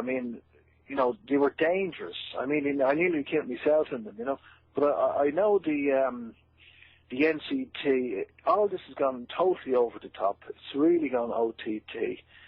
And it's putting a lot of people under pressure, to get expensive cars that they can't really afford, to comply with the safety aspect of things. It's all gone over the top. The whole thing has gone OTT. So, if I'm driving, it is tax insured. That keeps me moving to go off and give a talk on how to solve bigger issues. The car travel thing or drive thing is really only semantics at the moment. If you can succeed in not paying income tax to the Crown, or not paying household charges, or not paying notices, But I think you've cracked the nut, enough, to throw them a couple of washers every year on, on a little bit of road tax to travel. I think that's a good. Payoff, really. At the end of the day, most people think that the income tax is the biggest problem to resolve. It's not. It's the easiest one I found. I mean, I haven't paid income tax in at least 30 years anyway. Yeah. So, and I've no intention because I do my own thing, and that's it. I never signed a contract with revenue to pay them an income tax. See, people think they're going to jail for not paying income tax. They're going to jail for breaking a contract they signed to pay it. Exactly. Yeah. That's what it is. So, I stood up in front of numerous revenue commissioners at a talk, at a load of talks, because there was about 5 of them there at one talk. And I said, well, even if going down the statute route, you cite me a statute that states people have to pay an income tax, and they said they couldn't. I said, yeah, it's only voluntary compliance, isn't it? It's compliance, and they said, yeah. Well, Harry, I found this out as well. A friend of mine, his wife works in the tax office, and we had this the same discussion. I think I mentioned it a couple of weeks back. She worked in the tax office, and I told her, I said, there's nothing to say that it's mandatory to pay tax, and she says, of course it is. And I went, no, have a look. And she said she'd have a look from me, kind of laughing at me, like, yeah, I'll get it for you. And we had a bit of a laugh about it, and say about a couple of days, maybe a week went by, and she came back onto me, and she says, geez, she said, I've gone through it, and I've asked people higher up in a higher up grade than me, she said, and it's voluntary compliance. There's absolutely nothing saying it's mandatory. She couldn't believe it, and she'd been working there for about 20 years. Yeah. Well, I mean, how can something be mandatory from another human being over another human being? How can that be mandatory? But it's not even a human being, it's only a corporation. Yeah. Yeah. Well, it's a protection racket. How can anything be mandatory? It's a protection racket. That's what it is. It's a protection racket from the government, the tax. It's a protection racket. The only thing that's mandatory is from some strange entity called a creator that created us. And I don't know what that is. But, I mean, that's the contract, whatever it is that gave us life to live on the planet. But, I mean, the government didn't create you, so how can it have a hold over you only by their consent? Yeah. How can anything be mandatory from anything or anyone? Yeah, exactly. And I have to laugh when they turn around and say, Ireland's given away its sovereignty. But I thought, hang on a minute, I didn't give away any sovereignty. So my sovereignty it's a natural right. How can we give something away that's a natural right? Yeah, it's intact. Yours is intact. Yeah, of course it is. I checked it last night. It was fine. Okay, Harry, we've come to that time. Thanks a lot for coming on the show. I'll pass you over to Steve, and he'll do the roundup there. But thanks again. Listen, I'll probably see you during the week, maybe then in Andrews, I don't know. But we'll see you when we see you, and we'll play catch up. I'll try and the door of the van was broke. I couldn't travel because it kept opening. I intended to go up there today, but not with the door the way it was. Yeah, all your washers kept falling now. Do you want to do roundup, Steve? Yeah. Right, Harry, again, thanks. The week anyway, again. Cool. Okay, no worries. Harry, thanks again anyway.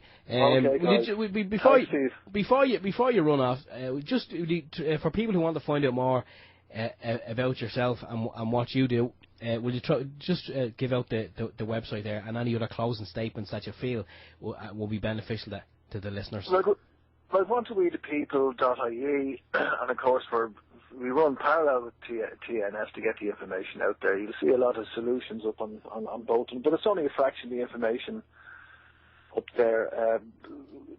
We the People are Sovereign Facebook as well. You can go on that. There's I think 800 or something plus on that one, and we just share the information. We post up the next events, talks, workshops on the sites. So we want to check to see when the next one is on. We also do film screenings as well, screenings that the system wouldn't like you to see, Yeah. We'd probably hire the film centre in Temple Bar every now and then, probably every year or two, because it is expensive. And we screen some, documentaries that most of the people are not aware of out there. You see, the information that we have, yourselves and, everybody who's listening, the vast majority of people out there, they haven't a clue. Yeah. They don't know. Totally. So we really need to get out there and, get more talks going, more venues. So if anybody's in any venues, we, be happy to travel and give a talk in your local community. We show you how to do this. We show you the simple steps on how to do this, how to, nullify notices, e-flow notices, household charges, all these things. We show you how to do it. It's very easy. It's very simple. We'll have to try and organise something. But Harry, take care of yourself. All right, we'll talk to you soon. We're just going to go to a musical break, and just stay with us there for a minute, Harry. We'll just go to a musical break. We'll be back after this. That's a very apt tune. The show must go on. The show must go on, and it must go on. And we were hoping to have James online at the moment. Did get James on the show to talk about what happened with the police, but unfortunately he's offline at the moment, and we don't know where he's disappeared to. So I'm going to give you, I did talk to James about what happened briefly. I don't know the complete ins and outs, but I can give you a brief idea of what happened, just to let you know. Now, I don't know whether James was online earlier on. Maybe he's having a problem with his internet access, I don't know. But I'll give you a brief idea of what basically happened. James said that himself and two friends were in a pub, and when you finish up for the night and you stand outside the pub, and you have a cigarette and a chat, and you say, it was good night and all that kind of stuff, and then you go your own way, go home. Do we know roughly? Just asking. Do we know roughly what time of the evening this was? Well, it would have been closing time, I think, as far as I know. Right. I think, I don't know. Again, just I didn't go into exactly the details, but this is generally the gist. And if James comes online, I'll fill you in, and we'll finish off the rest of it. But basically, so James and two other people are outside having the chat, and this Garda car comes along and sees them and drives into the car park of the hotel, turns around and then comes back out, pulls up beside the three of them and says, what's your name? And of course, the guys say, well, why should we give you a name? We're not doing anything wrong. So anyway, that's where it all kind of started. Now, two of them didn't give the police or the guards their name, and one of them did. So, yeah, that's up there, Steve. So, turn it down. I'll leave it down. Oh, okay. So basically, that's where it all started. So they didn't give the Gardaí the name. So what the Gardaí did is arrested the two of them, put handcuffs on them, put them in the back of the car, and brought them to the local police station. I know it's down south somewhere. I don't know whether it was Arklow. I'm not too sure. But basically, so brought them to the station, and the guy said to the sergeant, James said to the sergeant, if we give you our details, will you let us go? And the sergeant apparently said yes. So James and his mate gave the guards the details, and then subject matter jurisdiction kicked in, and they were put in a cell. The police, the guards, I think, were, said, 5 minutes or something. They were only in there for 5 minutes, but actually James said they were in there for an hour, and it was cold. There was no heating, and the cell, cell was very cold, no heating in the cell. And they were in there for about an hour, and then they were let go. So basically what happened then is obviously that case would have been gone to court. And you think, why would something like this go to court when they didn't do anything? So James and his friend went down to a local solicitor and did an affidavit of truth and got the solicitor to sign it. And then they submitted that to the court. So basically what happened when the court date came up, the case didn't even go to trial, for the simple reason being the judge obviously seeing the affidavit of truth, obviously thought this guard is going to get into trouble over this, because basically why were they arrested? They didn't do anything. Why are they going to court? They didn't do anything. So basically the judge just struck it off. They didn't even go into court. So the case was just struck off. Now, I think this is unbelievable. Talk about the police state. Well, I think that's where we are at the moment with the police state. That's just ridiculous. Because you don't give a guard your name. If you look up in the legal dictionary, I have Gartner's legal dictionary, which is the one that Vin recommended in TNS Radio. And if you look up the word obliged, it does not say it's mandatory. It's voluntary. Okay? Now, if I go round to Steve's house, I'm sure I'm obliged to wash my hands when I go to the toilet, but it doesn't mean I have to. No, you're not. Okay. We don't wash one. You're grand. You're grand. You're grand. Pass the biscuits. So, if you look up the word obliged in the legal dictionary, it's not mandatory. So, and I actually put this, so we talked about this before. I was speaking to a barrister last year sometime, and I said it to him. And that got him thinking. Because I said, oh, that's fine, because the word obliged in the legal dictionary means that you don't have to.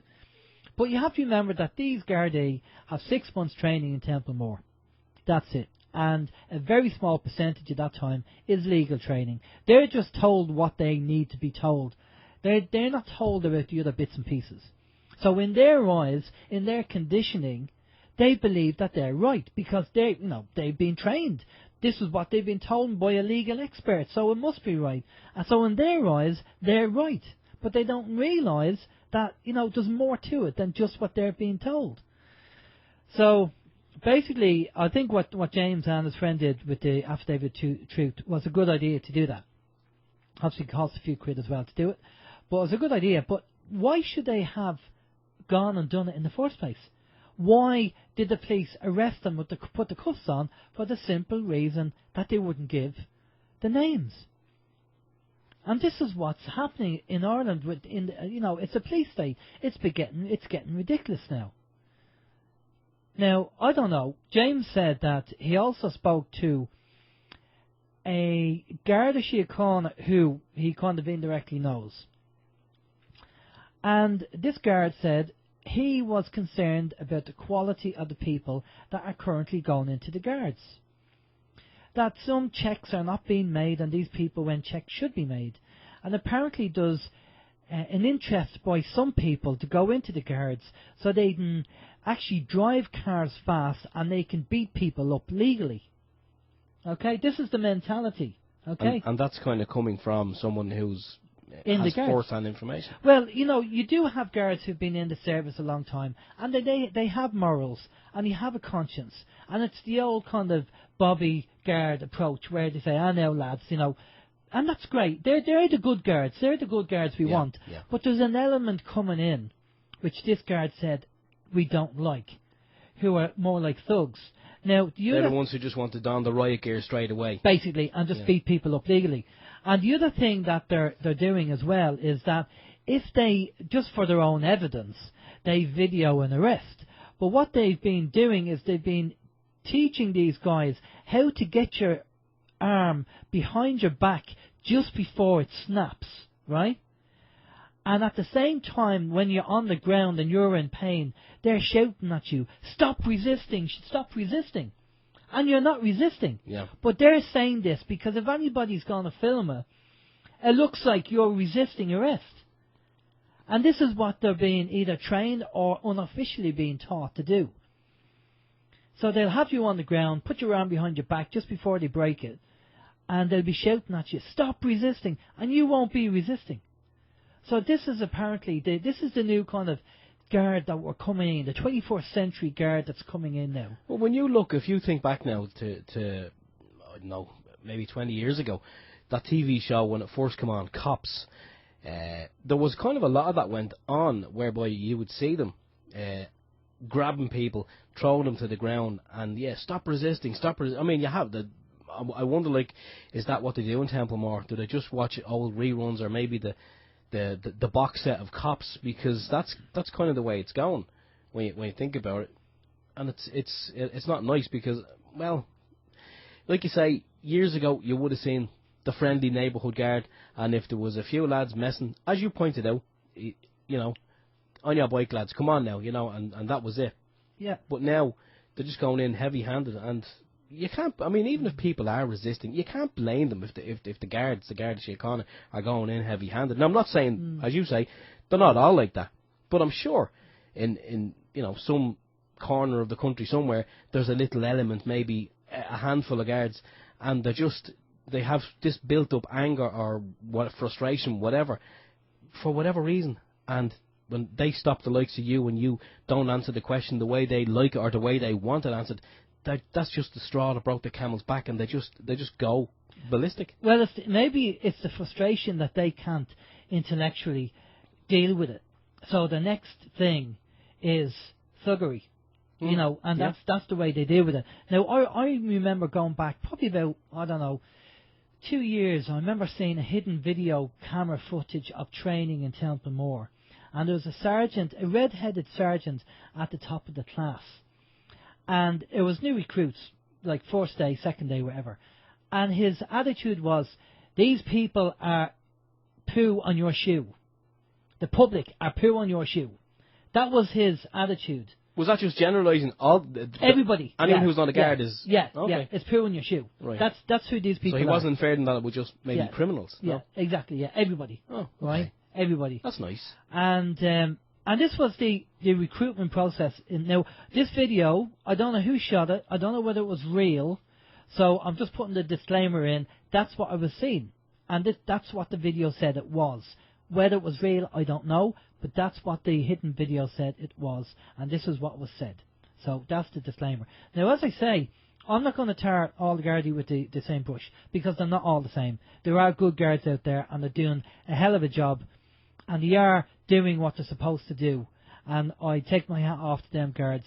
But like anything, there's always bad apples in the barrel who spoil everything, who want to be the, what's his name?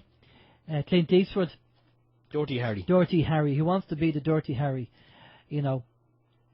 So, as Harry said earlier on, we have to hold the Gardaí accountable. And they have to realise, you have to turn around and say, how dare you do that? I'm exercising my rights. How dare you turn around? Who the hell do you think you are? And we have to get more fearless with these people.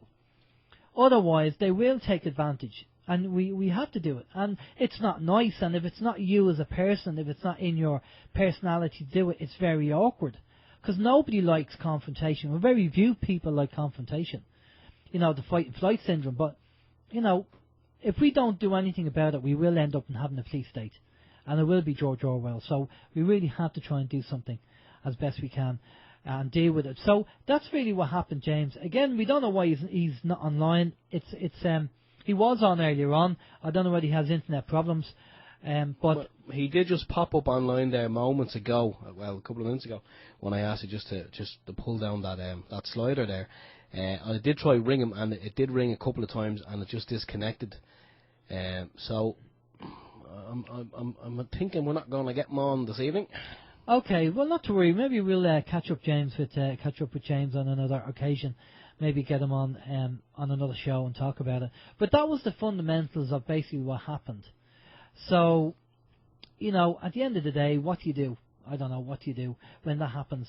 I think you have to pick your fight. I was just talking to Steve about it during the music break, and you have to pick your fight and what you want to take on. Whether it's e-flow, whether it's a household charge, whether it was the census. I just think, if you're going to pick a fight, you have to pick your fight. If you have too many fights, it's just going to stress you out. So I think it's important that you pick your fight. And obviously by that, I'm guessing you mean that if let's say, for argument's sake, you're fighting e-flow or you're fighting, I don't know, whatever it may be, and the TV licence comes around, if you can't deal with that at the moment, well then, obviously, just pay it. Pay the TV licence. Yeah. That gets it off your back then for another 12 months. And then maybe by the time it comes around again, you're probably in a better position, and you can then take that on. Maybe the other fight has been fought and won, and you're ready for that. So I mean, we're not saying because you've discovered this kind of. I'm going to use the term a free man of the land, but not in the biblical sense. But just because you've discovered that you can do all this doesn't mean that you have to do it all at once. It's like everything else. It can be done in steps and stages, So e-flow, take on e-flow if you like. Pay TV license, and gradually build up to it. And it may take a while. It might take a while, and I just want people to be aware. And this is why I said it to Harry as well. The whole if you run through this, the worst case scenario is that the police will turn up at your door, because if a summons has been sent out to you and you RTS it, then obviously the judge in court will issue a bench warrant, because I've gone down to the local district court on a number of occasions, and I've often heard the judge saying bench warrant, which means go and pick up this person. And I've seen a couple of people in there with handcuffs on. Okay? Now, obviously the people who are in there with handcuffs on don't know anything about this information and how to deal with it. Now, you've seen the video on Vin TNS Radio where Vin had a visit from two boys wearing these uniforms, and Vin just said, I don't recognise you, and he locked the door, and the door was shut, and that was it. Didn't say anything else. Okay? And well, he didn't open the door anyway. He didn't open the door. So, at the end of the day, that's the way you have to deal with it.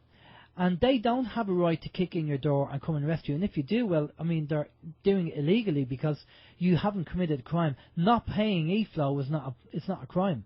Not paying a TV license is not a crime.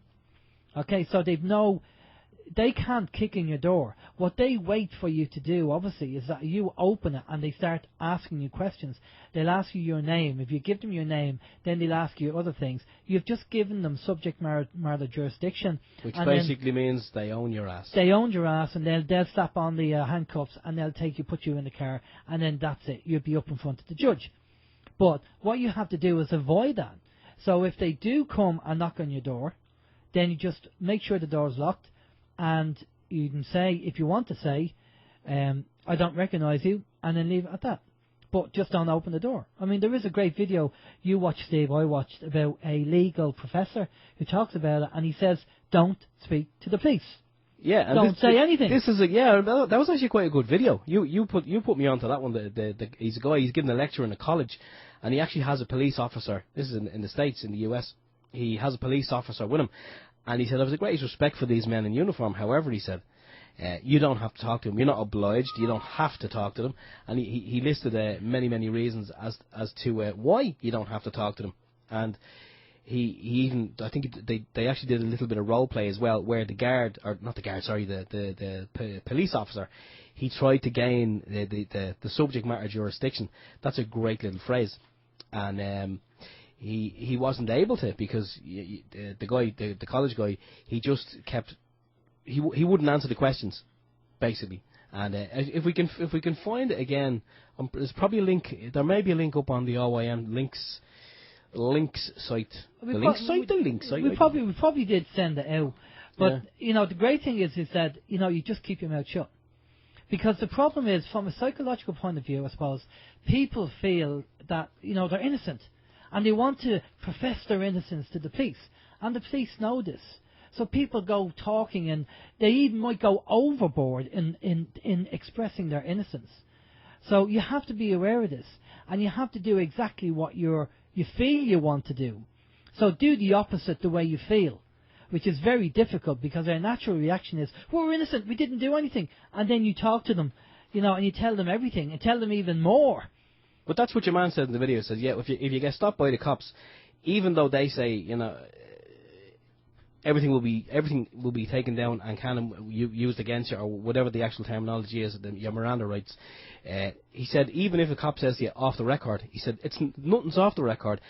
And he says, if you're going to get your day in court, why would you want to start having a discussion with a cop? If you're going to get done for something, he said, don't start saying anything, say nothing, because if it's something that's going to bring you to court anyway, wait till you get there to defend yourself. Don't start defending the cop, because he writes everything down, and sometimes he might write something down and it may be written down wrongly, or he might have omitted something, and that could be the rock that you perish on. Exactly. So you have to be very careful, and just if you don't know, if you can't handle talking at the door with the guards and people, just don't open the door. Okay, just don't open. Don't recognise them. Don't open the door. And I think you have to be aware of that's the worst case scenario. The other side of it is that you could an RTS it and it could just disappear and nothing would happen. Okay? But if the worst case scenario is they're going to turn up at your door because they're there to, for the bench warrant that the district court, the district judge has given for you to be picked up, then you have to be aware of that. And I think that's important, and that's why I say pick your fights as to which you want to deal with.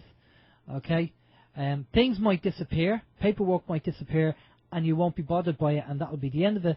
But worst case scenario is that. So have a think about it. I think that's very important. Yeah, it's just come up in the chat box there from Howie. Howie says he's seen that Noel Edmonds has cancelled his TV licence. That's actually a very, very old clip. I think we've seen that, must be about a year ago. And he's actually on giving a little interview as to why he's cancelled it. I mean, the fact that he works in television and even he's not prepared to pay the fee. That kind of speaks volumes when you think about it. But yeah, the TV licence. I mean, I'm kind of going through that at the moment. I have got the letters. I've got them in red and all kind of different colour inks and all that. And I've just returned to sender each and every one of them.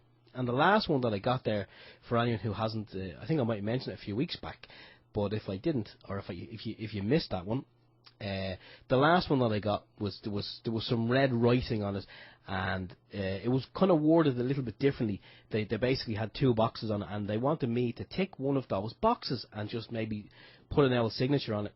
And the boxes were, I think box number one was, I don't have a TV at this address. And box number two was, I do have a TV at this address, but I don't yet have a license or whatever it was. And my beloved said to me, well, just tick the one and say that we don't have a TV. And I said, well, that's lying, and I'm not going to start lying to these people. I said, in fact, I'm not even going to contract with them, because as soon as I tick either of the boxes, I'm essentially contracting. I mean, okay, you could say, well, how could you be contracting by ticking the box? Well, because that's their box, and they want joinder with me. I love that word. That's a word I learned from Harry as well, joinder. So by me just ticking the box, that gives that even creates joinder. And then if I further enhance that by popping the old signature on it as well, my sign of nature, another one I've learned from Harry. Well, then that's good enough. So I've then contracted. I've basically told the TV license people, I acknowledge you. I know who you are. But by me returning to sender, it's basically saying I don't acknowledge you. I don't know who you are, and I don't know what you want. So therefore, no contract at all. I know we spoke to Harry before about this, and I know Crown Copyright said if you're not going to RTS, don't open the letter. Now I don't see, Harry obviously said this as well, there's no harm in opening the letter, because they're offering you a contract and you're just checking the actual contract, and you think, nah, I don't want that contract, so you stick it back in the envelope, put a sticker on it and send it back. You know, the fact that you opened the letter should be irrelevant. You've seen it, you know, you're having a look at the contract. I mean, you have to look at contracts. If you're going into a business and somebody offers you a contract, you have to look at it. So you look at the contract and you go, not interested, and then you just send it back. And it's like the junk mail. I mean, anytime we get junk mail as well, I've got fed up disposing of other people's rubbish. So anytime we get junk mail through the door, no matter what it is, there's always an address somewhere, and I'll always just stick it. If I don't want it, I'll stick an RTS return to sender sticker on it, and pop it back in the box. And it's amazing. And I think we talked about this a long time ago. When you start returning people's rubbish to them, you find you kind of get less of it from the same people. I mean, I used to get a lot of stuff from, I think it was Sky TV, and everything went back in the envelope. In fact, on one occasion, I had more pieces of junk mail that I didn't want, and I sent that back in the envelope to Sky. And I don't think they liked that at all, because they stopped sending me invitations. Yeah, I did that. I got loads of free stuff, and I thought, wow, here was a free mail address that I could send to, and one of the banks did. So I thought, I think they'll benefit from all this free information and this junk mail that I got in. So I put all the junk mail in the envelope and sent it to this bank, because I'm pretty sure they would have benefited from it, you know. And of course, I'm sure they did. Because obviously free mail post boxes cost them money, and the heavier the actual envelope, the more money it costs them, you see. So it didn't cost me anything, but it cost them a couple of quid, I'm sure. And I'm sure they benefited from the information, obviously, because obviously that's what we do. Somebody asked a question there. Yes, Howie, you said, what's RTS? Return to sender. Excuse me, I think Elvis sang about it, didn't he? Yeah. Return to sender. That's exactly right. Now, no contract. No contract. Yeah, we must have we must change that song in some way. Get an Elvis impersonator to sing it, but change the lyrics, you know. Well, you do a good Elvis. Yeah. Oh, thank you very much. Elvis has left the building. Well, okay, we're going to have a quick talk about next week and what we're doing next week. Tomorrow, as you know, we talked about the alignment of 3 stars in the Orion belt over the 3 pyramids of Giza, or if you're in the London, in the East End, it's a Giza. Giza. It's a Giza. Giza. Giza job. So, from the 3rd of December and the 12th of December, I think, is supposed to be quite poignant times in alignment and charts and all that. I don't know much about it, but apparently that's what they're saying. So, I'm not an expert. So, next week we have on Tony Z from These Changing Times and JP from Wolf Spirit Radio. 2 really good guys, 2 radio hosts. So we'll have plenty of talk. Because, look, everybody knows by now, if you listen to OYM, I do most of the talking. And I have threatened Steve with a knife to do more talking, but he's a bit quiet. But that's why I'm wearing the stab-proof vest. So, and, you know, I do talk. But then again, that's why we set up the radio, because me and Steve felt that we wanted to talk about things, what was going on, and we felt frustrated not being able to get the message out there. So that's why we're radio You hosts. just felt more frustrated than I did. Yeah, on a regular basis. so I have to do it every week, you see. Frustrated once a week. Now, so we have These Changing Times, Tony Z from These Changing Times, and JP from Wolf Spirit Radio will be on next week. So that'll be a very good show, loads of good information. For myself, I'll be on Miss Jones tomorrow at truthcentralradio.com at 4:30 GMT. And we will be talking, you know, I have a few things on the list to talk about. Basically what the actual show was last week. We're going to kind of touch base on a few things. And that's really what's on the agenda for next week, for the next week's show and for tomorrow. And as we say, if anybody has found out any information about Alex Jones and all this kind of Stratford information, if you find out about it, then send us in an email, let us know. And we'll just do a bit more investigation, because we know there's loads of psyops out there. We know there's loads of disinfo out there. And, well, you know, it's just a case of, you know, rooting through the haystack to find a needle, really. Exactly. I mean, you don't know. As a wise person said to me a long, long time ago, believe nothing of what you hear and half of what you see. I mean, there's this information in relation to Alex Jones.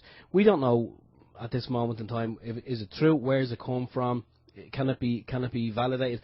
I don't know. But I mean, you know as well as I do, somebody could see you or I coming out of, let's say for argument's sake, Aldi shopping centre, and maybe Aldi is well, I think Aldi is a German shopping centre, so now all of a sudden there could be crap going around the internet about us, you know. Yeah. So one of the OYM presenters seen coming out of Aldi, he has he's somehow messed up with Angela Merkel or whatever, you know. These things just spiral out of all proportion, based on a shred of something snowballs. Yeah, Angela Merkel is my godmother. Is she? Yeah, I wish. She'd have loads of money. You have to help us out at the radio station. Yeah, guys, you know, there is a lot of kind of hearsay out there as well. And sometimes people hear what they want to hear and then they misquote what people have said. So if there is anything out there that you have heard and you're not sure and you hear it's from us, by all means get in touch with us and we'll confirm whether we said it or not. I mean, we have a recording of all the shows, so we can't, you know, turn around and go, well, we didn't say that, when we have a recording on the show on the website. Okay, so... And we'll be more than happy to, you know, let you know if we've said it or not, you know. But we try and sit, you know, we always try and sit in the fence as the best we can in a lot of cases. And I know I had a pop at Sporty Spice earlier on about her expert analysis and findings regarding existence of aliens. I don't know whether there is or not, okay? But it's nothing got to do with the fact there's aliens. It's a fact that she had the cheek to turn around and call everybody a knobhead who believes in the existence of aliens. I mean, that's just bloody ignorance and arrogance, but both, you know. And it's not, I don't know, you know, I mean, it's, I just think it's in bad taste. I think, you know, everybody's allowed their opinion, and I don't have a problem with that. But, I mean, what's the opinion based on? What's that, you know, she turned around and called people a knobhead. What's that based on? Why did she, you know? I'm guessing it was, I mean, she was on with your man. I can't even think of the guy's name. I know you mentioned Jimmy Carr. So obviously he's known for his, I don't know, comedic sense of humour. He's a comedian, really, isn't he? I know he does game shows and stuff like that, but it's kind of a comedy thing. So I'm guessing maybe whatever she said was off the cuff, spur of the moment, and probably if she was asked the same question again, if she was asked the same question, let's say for argument's sake, on an interview for the BBC, she probably wouldn't say the same thing. I don't know. I'm not defending the woman. I don't know her, but I'm guessing if she was interviewed in the BBC and some interviewer said, "So do you believe that there are maybe aliens on the planet?" She probably would say, "I don't know." Well, the question was, 28% of people in the UK believe the existence of aliens. That was the actual question, and it was actually a true or false question. And it was true. 28% of people in the UK believe that there is an existence of aliens. Now, obviously, the comedians proceeded to kind of take the PA over and have a laugh and stuff like that. And it's a comedy show. I actually like, the programme is 8 out of 10 cats, and I actually like the show. It is quite funny, I have to say. The comedians on it, and this is not about the show. This is just about sporty, having that kind of attitude. Now maybe she did it for comedic, for comedic reasons. I don't know, but I have a funny feeling that's the way she actually thinks, which is even worrying. Mm-hmm. There's a question there for you, Miss Jones, and very good evening, Miss Jones. I know I said it to you on the chat box earlier. But a very good evening. It's nice to know that you're actually listening to us after us listening to you. And I did listen to the interview last week with Alan, and it was quite interesting. Quite interesting. Did you say you had a question? No, there's a question there for you. Well, okay. It's in orange writing. It's down the bottom. Okay. Do these OYM bumper stickers come in small size for me to plaster New York with? Well, they are car bumper stickers, and the idea is that you put them in your car window to let people know that you are awake, and so they can come up and have a conversation with you, either to talk about what you know or to say, what does that mean, I'm awake? And then you can start a conversation with them. So we're actually having a nationwide campaign to raise funds to get the stickers printed. It was we were approached by a chap who asked us about these. He thought it was a very good idea, and he actually has part funded the stickers, but obviously we have to raise the other half of the funding for the stickers. And he thought it was a brilliant idea. So we said he'd like to part fund the printing of the stickers, because this would really help get the message out there, and people could start talking to each other. Because he actually noticed a few cars around with the stickers on them. So we said, we're more than happy to start the campaign again, but we're just raising funds for it at the moment. So that's really what the stickers are. So that's what we're doing. Yeah, and it's a bit of fun. I mean, when Alan came up, it was actually Alan came up with the idea of doing them in the first place. And we got some done up, and then we offered them for sale for people, just to kind of, it was more or less to raise a few bob, just to get a few things that we needed here, just to kind of improve things, because we weren't very well equipped, and that kind of worked out. But that was it. It was kind of done and dusted. And then when we got the offer again to kind of, it was kind of, we were calling it the bumper sticker repeal, and then after it was kind of rejigged. It's now the the bumper sticker. The bumper sticker. Where is it? Campaign. So it's the campaign now. Sorry, there's a question up there, and I'm not sure. One of the listeners has asked, and I think it says 2 ? Enlighten me. So I'm not sure if that's something directed at me. The next one I can see from the same poster is the Pope the Pope is a Nazi. I'm not sure if that's the question. Is he a Nazi? I don't know. Well, apparently he was in the Hitler Youth. Just a quickie on the TNS chat facility. The Channel 4 8 out of 10 Cats programme can be viewed on the Channel 4 website. There's no block where BBC block you if you're not in the country. Yeah. Channel 4 don't do it. So if you want to watch 8 out of 10 Cats with Melanie C on it and what they do talk about, pop over to the website later. Channel 4 website. The show is actually archived on there. I was looking at it early today. So check it out if you want to do that. Sorry, Steve, go ahead.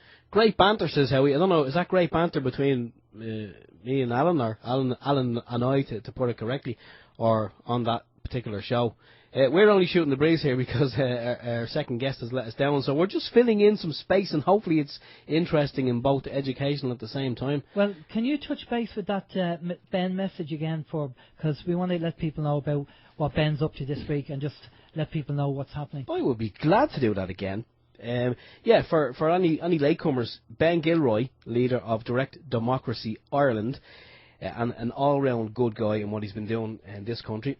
But Ben will be at the High Court on Wednesday coming, that is the 5th of December. And Ben is looking for as many people as possible to go along and support him. He says, we are in the High Court on Wednesday where Justice Laffoy will jail 3 honest men for helping a man in trouble with the bank. The three men refused receivers' entry. Laffoy gave an order not to interfere with the receivers, but again, she has refused to sign her own orders. Seemingly she does this a lot. She gives the orders but doesn't sign them, so therefore they're not actually valid, really. Ben said he would love for loads of people to come along to the court if you can and watch what passes for justice in the Irish courts. He then says he means British courts. And if we get enough people there, we may attempt arresting the judge for contempt of our court. So that's Wednesday, the 5th of December. If you can, if you're knocking about and you have maybe some time to kill. I think Ben has been in there so often he's going to go to the Christmas party. Ben's going to the Christmas. He's on the list. He's on the list to go. And you want to, the other thing that I was going to get you to talk about, it's gone. What's gone? See, the old senile dementia's coming in. Yep. It is. It's gone. There was something else I was I'd going to say get when you Ben, to talk about. I'd say when Ben goes up to the courts, whoever's on the door goes, oh no, not him again. But then they probably start ringing their mates, come here, come up, Gilroy's here, it's gonna be good. It's gonna be good. Get the video camera out. Yeah.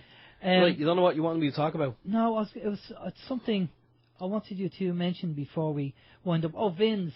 What Vin's oh on. yeah. No, I've actually communicated with Vin via Skype. Vin, he doesn't have anyone lined up to speak with this evening. However, he will be speaking about the eviction in Mullingar, and Vin will welcome all and any callers to the show, which will be just on in about 2 minutes' time after we wrap things up. So if you have anything to say in relation to the eviction, even if it's just a couple of words of support, anything at all, give Vin a ring. I'm not sure of his number, but I know he will give it out after we vacate the premises. Exactly. One of the things here in the chat facility says, Duck Dodger says 67% of statistics are made up on the spot. Well, statistics can be rigged. You know, statistically speaking. Geez, you want to put your teeth in for that one, I tell you. Statistically speaking. Exactly. So we're going to, so that's really it. Listen, everybody, have a great week. Have a safe week. We have the alignment of the three stars over the pyramids tomorrow, so you never know. And good luck to Steve tomorrow, and hope it doesn't hurt too much. And yeah, it depends whether she's holding me hand or me wallet. Yeah. But okay. As soon as I have any news tomorrow, I'll communicate to Alan, and he'll probably share it with the world anyway. So yeah. My son said, "What are they going to call it?" And I said, "A baby." Well, I tell you, we've been having a bit of fun. I've been winding her up something terrible. She every name she comes up, she's not listening now, I don't think so. Every name she comes up, I go, nah, I don't like it. Nah, I don't like it. What about, nah, I don't like it. And she says, well, you come up with some bloody names. And we've agreed on it. We've kind of semi-agreed on a name if it's a girl. But if it's a boy, we just can't pick a name. And I said, what about James? She says, well, we've already got a son called James. I says, well, we got to have James second. And she said, no, don't be so ridiculous. So I'm saying, Moses, that's a good biblical name. How about Moses? And I'm winding her up, and I have to say, I reaped the rewards of my winding up yesterday. She let fly at me, and I shut the hell up. I think you better be quiet. Okay, we better go. Listen, take care, everybody. Do we have a budget special? I'm sure we'll talk about it when we find out what the budget is and how much blood they want to take from our veins. But for now, good night for myself, Alan James. Take it easy, stay safe. Let us know if you hear anything, and we'll be in touch. We'll talk to you next week. All right, and thanks for being part of the OYM experience. Tune in, stay with TNS, and have a listen to Vin. We'll do it all again next week. Take care, bye.